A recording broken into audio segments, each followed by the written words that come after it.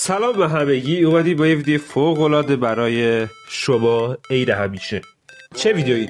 فیلم و سریال ها رو دیگه بدون سانسور ببین که خیلی خوبه این چیز.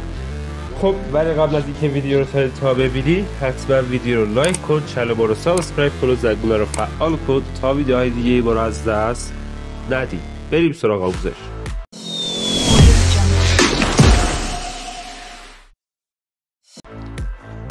سلام به همگی، عید همیشه دارم بهتون توضیح میدم. آدرس چنل تلگرام به همراه کد سرچ ویدیو داخل کپشن یا همون توضیحات همین ویدیو که الان تو یوتیوب میبینید هست و با سرچ کردن داخل چنل تلگرام پست واسهتون بالا بیاد. و به خاطر صدا معذرت میخوام، دماغم گرفته و خب صدا یکم ناخوشاینده.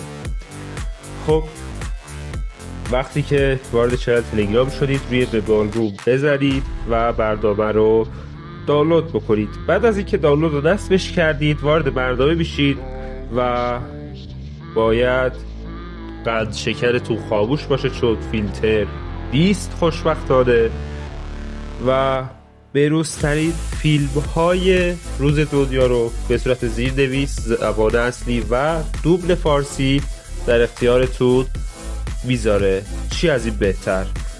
و حالش رو ببرید. دمتون گرم که تا انتهای ویدیو با ما بودید. حتما ویدیو رو لایک کن، چنل ما رو سابسکرایب کن تا ویدیوهای دیگه ما رو از دست ندی. و حتما اگه فیلمی داخل این